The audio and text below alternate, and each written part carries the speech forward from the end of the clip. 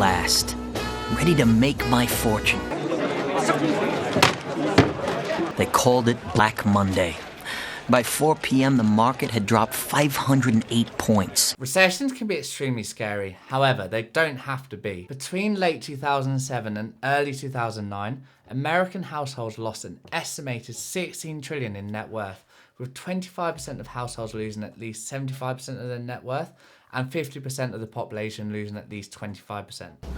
Eviction notice. All whilst the rich became significantly better off as the assets they bought in the financial crisis at extremely low prices started to rebound.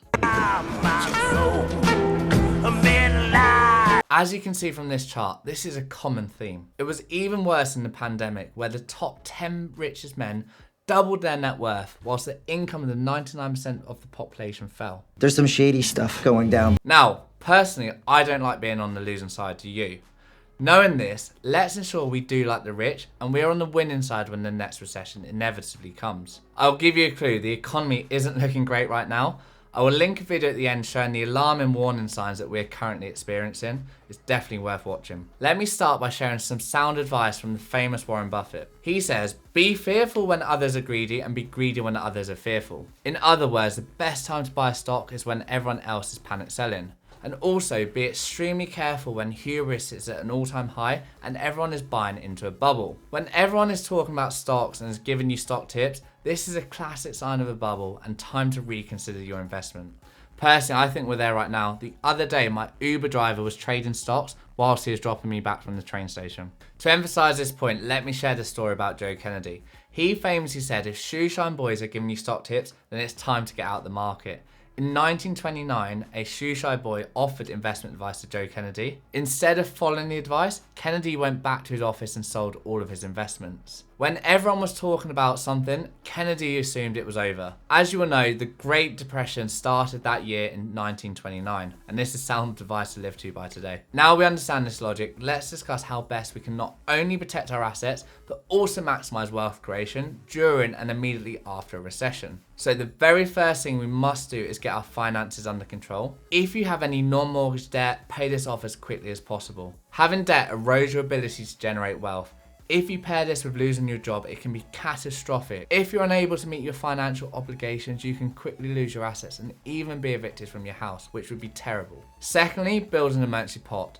People suggest that 3 to 6 months is a good figure to aim for and will help you to weather any storm should they arise. Now, if you're struggling to pay off your debt and build an emergency pot, you could consider a side hustle to help you quickly build some additional income. Websites such as Fiverr are great for freelancing work. Once you've paid off your debt and have an emergency savings pot, this is a great time to start or continue investing. As the saying goes, when there's blood on the street, this is when you should be buying. When times are scariest, this is when you can make the most money, as people often sell and won't buy when they think the world is ending. However, over the long term, indices such as the S&P 500 have always gone up, as you can see here. The key thing to do in a recession is to try not to time the market and to avoid panic selling. There is clear evidence that market timing is difficult. Often investors will sell early, missing out on a stock market rally.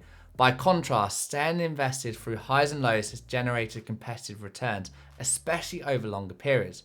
Here you will see how trying to time the market can significantly impact your portfolio using 20 years of data from JP Morgan. As you can see, if you missed 10 of the best days, you would have shed 54% of your potential gains. That increases to 93% if you miss 60 of the best days over the 20-year period 2003 to 2022. To help with this, you should dollar cost average.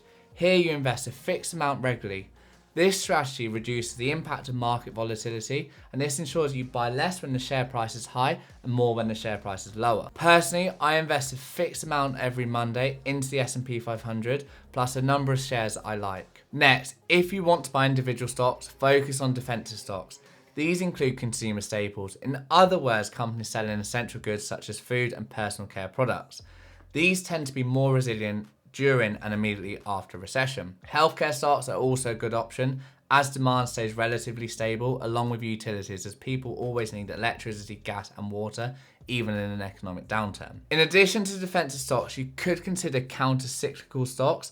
These are companies that do well even in a recession. Walmart, Baxter International, Kroger, Analog Devices and Sherwin-Williams have all experienced over 20% growth over the last 5 recessions. In addition to these, here are another 10 stocks that also grew consistently over the last 5 recessions. I will pause so that you can have a look. When investing, it's really important to remember your key principles. In recessions, this becomes even more important. To minimize your risk, you should ensure that you are diversified by spreading your investments across different sectors and different asset classes. Investing in ETFs that track indices such as the S&P 500 is a really good way to do this. You should also maintain a long-term perspective. Do not invest your money that you may need in the short term, as there is no guarantee that this won't go down initially. By having a longer term focus, you remove any pressure to sell, to cover bills, and potentially take a loss on those stocks initially. Make sure that you consider your personal risk tolerance. Invest in asset classes that you feel comfortable with and you have the stomach to take any volatility swings that come with them. In other words, do not invest all of your money into crypto if you can't deal with 50+ swings and you'll struggle sleeping at night. I've been there. Honestly, it's not very nice and I wouldn't recommend it on anyone. If you require personalized guidance, it's best to speak to a financial advisor. Finally, as we mentioned earlier, timing the market is extremely difficult. It's recommended to invest regularly over time rather than trying to predict market bottoms. If you feel any of your stocks are overvalued, do not be afraid to sell those and rebalance with stocks that you feel are undervalued. Now to summarize, firstly, pay off your debt and build an emergency fund. Then invest what you can by dollar cost averaging. If you do not feel confident picking individual stocks, focus on buying large indices such as the S&P 500 and the Nasdaq. As you can see from this chart here, over the history of the S&P 500, it's always gone up over the long term. This is one of the magical powers of tracking a large index. Even if one of the largest companies enters a stock price decline, it's replaced by another rising star, almost in a self-healing way. In this video here, I show the alarming indicators that are currently suggesting a recession is on its way. I would recommend watching it if you have time. If you've liked this video, please also consider liking and subscribing, and hopefully see you back on this channel soon.